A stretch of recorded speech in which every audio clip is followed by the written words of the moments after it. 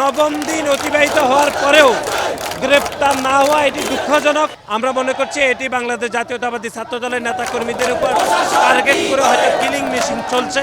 দেখেন, এখনো পর্যন্ত যারা গ্রেপ্তার হয়েছেন তারা প্রকৃত আসামি কিনা এই নিয়ে জনমনে সন্দেহ রয়েছে, শিক্ষার্থীদের মধ্যে সন্দেহ রয়েছে।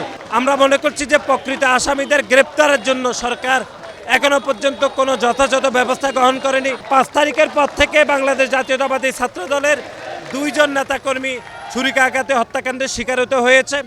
আমরা মনে করছি এটি বাংলাদেশ জাতীয়তাবাদী ছাত্র দলের নেতাকর্মীদের উপর টার্গেট করে হয়তো কিলিং মেশিন চলছে।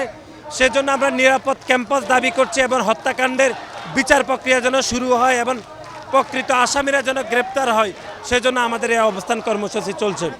দেখেন, এখনো পর্যন্ত যারা গ্রেপ্তার হয়েছেন তারা প্রকৃত আসামি কিনা এই নিয়ে জনমনে সন্দেহ রয়েছে, শিক্ষার্থীদের মধ্যে সন্দেহ রয়েছে।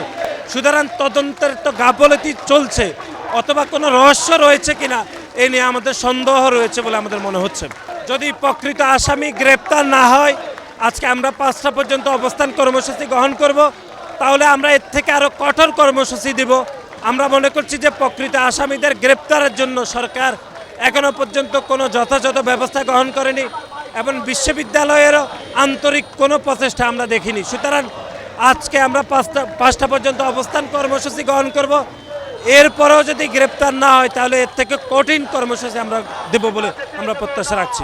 শাহরিয়ার আলম সাম্য হত্যাকাণ্ডের আজকে 9ম দিন অতিবাহিত হচ্ছে। এখনো পর্যন্ত যারা গ্রেপ্তার হয়েছেন শাহরিয়ার আলম সাম্যের সহপাঠীরা, বিশ্ববিদ্যালয়ের শিক্ষার্থীরা, এবং আমরাও মনে করছি যে এরা প্রকৃত আসামি না।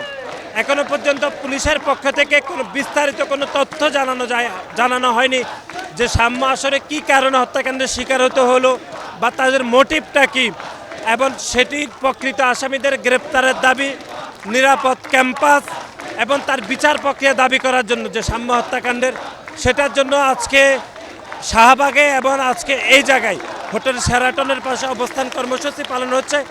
এবং একই সাথে আপনি জানেন যে ঢাকা বিশ্ববিদ্যালয়ের মাননীয় প্রক্টর, মাননীয় ভাইস চ্যান্সেলর এখনো পর্যন্ত গ্রেপ্তার কারা হয়েছেন বা বিচার প্রক্রিয়া শুরু করার জন্য কোনো ধরনের পদক্ষেপ আমরা বিশ্ববিদ্যালয়ের প্রশাসন থেকে আমরা দেখিনি।